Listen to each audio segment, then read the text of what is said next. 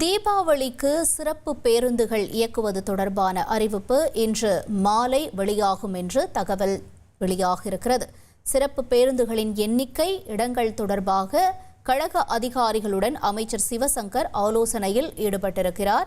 இந்த நிலையில் அக்டோபர் 20ஆம் தேதி தீபாவளி சிறப்பு பேருந்துகள் இயக்கம் குறித்து அதிகாரப்பூர்வ தகவல் இன்று மாலை வெளியாகும் என்ற தகவல் வெளியாகியிருக்கிறது. முக்கிய செய்தியாக பார்த்தோம்.